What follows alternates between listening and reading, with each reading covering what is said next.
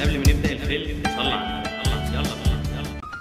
بيبدأ الفيلم مع الفار ده اللي بيكون في غاية الذكاء، عامل في بيته سرير وعنده ساعة ومعلق صورة لواحدة جميلة، وبيكون خلاص هيروح في النوم، وفجأة بيلاقي هجوم عليه بمسدس المسامير، وفضل جاك يضرب مسمار ورا التاني علشان يخلص على الفار اللي عرفه في حياته، بس الفار بيحاول يهرب منه بسرعة، وفي آخر لحظة بيتزنق الفار وبيكون خلاص هيموت، فبيلعب القدر لعبته وبيعطل منه مسدس المسامير، بياخد الشاكوش علشان يخبط آخر مسمار، ولسه هيبدأ بيدخل أخوه ويلي عليه، فبيسيب اللي في إيده وبيروح يشيل البانيو اللي جايبه أخوه، وهم طالعين على السلم شاف ويلي الفار فترعب منه، فوقع بالبانيو واخد اخوه جاك معاه في سكته ونزل بيهم من على السلم بسرعه غير عاديه، وفضل ينزل بيهم لغايه اما وصلوا للجليد، وهم لسه بيتكلموا مع بعض بينزل بيهم البانيو تحت الميه، وتاني يوم بيفكروا في خطه علشان يتخلصوا منه، فبيبداوا يملوا المكان مصايد، وفجاه الباب بيتقفل عليه، حاولوا يفتحوا الباب بس ما عرفوش، فاضطروا انهم يقعدوا في ريح المصايد لغايه لما يشوفوا حل، وهم قاعدين شافوا الفار وهو بيعدي من وسط المصايد من غير ما يحصل له حاجه، وبيفضلوا مركزين معاه لغايه لما يشوفوه رايح فين، وفجاه الفار بيطلع على علبه الفول وبينط على طبق الكريز، فبتنزل واحده من الطبق وبتقع على مصيده منه وبتلمسها، وبتبدا كل المصايد تقفل ورا بعض لغايه ما اتقلب الفخ عليهم، وقعدوا يصرخوا ويتألموا جامد من الوجع، وفجاه ظهر لهم الفار وطلع لهم لسانه واخد الجبنه ومشى، فبيقوم ويلي وهو غضبان جدا وبيفكر في فكره مجنونه عشان يتخلص من الفار الملعون ده، وبدا يشغل مكنسه الكهرباء وبيحطها بالجحر بتاع الفار على امل ان هي تشفطه، بس للاسف دخلت في ماسوره المجاري، وفي الوقت ده بيكونوا فاكرين ان هم هيتخلصوا منه، وبدا كيس المكنسه يتملي قرف من المجاري وهم مش حاسين، وطلع الفار من الجحر بتاعه علشان يتفرج عليه، بعد شويه بيسمعوا صوت فبيبصوا على المكنسه، فجاه الكيس بينفجر في وشهم وبيستحموا بالقرف ده،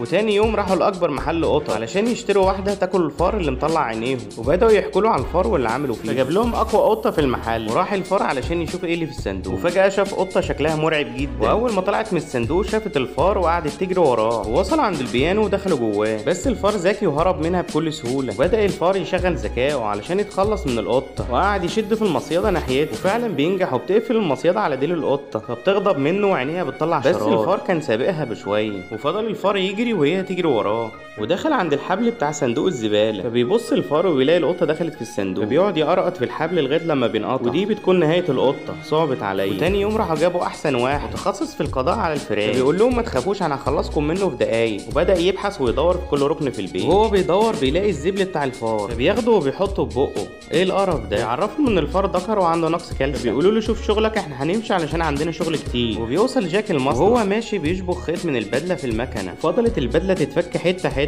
بينهار وبيتعصب جدا، وفي اخر لحظه راح فصل المكنه قبل ما تخنقه، وبنروح للخبير وهو بيبحث عن الفار، وبيدخل كاميرا بسلك في البيت بتاعه علشان يشوف هو فين، ولما شافها الفار قطع السلك وعطله وبدا يصلحه، واول ما اشتغلت شاف الكاميرا عند العربيه، وبنعرف ان الفار اخد السلك بتاع الكاميرا وربطه في البكره بتاعه العربيه وشغال، فجاه بدا السلك يسحب الخبير ويكسر كل حاجه في سكته، وطبعا البيت ما بقاش فيه حته سليمه، واخيرا وصل للعربيه نايم على ظهره، وفجاه ظهر الفار وراح يطمن على الخبير، وطلع على وشه وحط له هديه على بقه، وبعد فتره رجع ويلي وجاك البيت، واتصدموا لما لقوا البيت كله متدمر ومفيهوش حته سليمه، وهم واقفين بيلاقوا الهمبرجر بيتحرك، فبدا ويلي يشيل اللي عليه بالراحه، ومسك جاك الطاسه ونزل على الفار بكل قوته، بس للاسف المطبخ وقع عليهم وبهدلهم بهدله جامده، ويا ريتهم موتوا الفار انما ما حصلوش حاجه، وفجاه الفار جرى من قدامهم ودخل المدخنه، فويلي دخل وراه علشان يخلص عليه، بس الفار ذكي جدا وراح شغل الغاز في المدخنه، واخد جاك الكبريت علشان ينور لاخوه، وبدا يولع الكبريت، وفجاه بتمسك النار في المدخنه وبتحصل ويلي وبتطير جاك، بس بيكونوا لسه عايشين مش عارف ازاي، ويقوم جاك بعد اللي حصل له بس الدولاب بيقع فوق، وبينزل على ايده وبيحس بألم فظيع،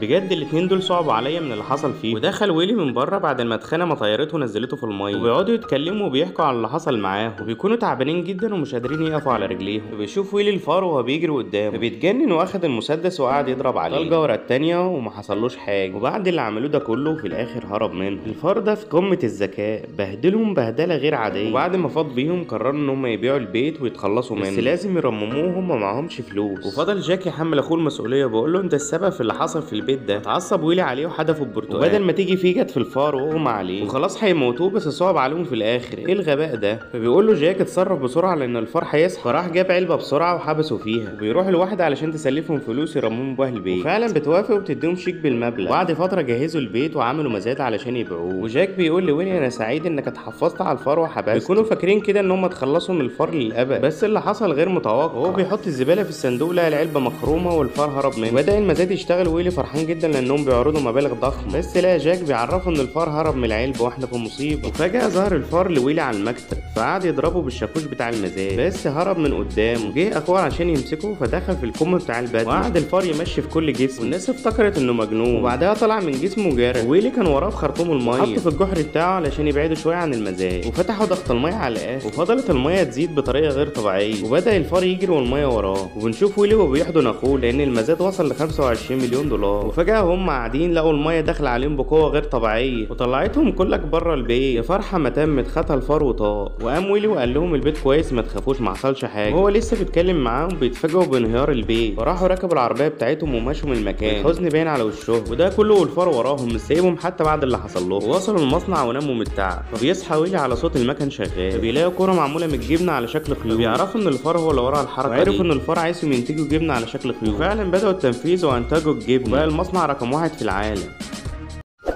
وبيخلص فيلمنا هنا. عجبك الفيديو متنساش تشترك في القناه وتفعل زر الجرس عشان يوصلك كل جديد. اشوفكم على خير.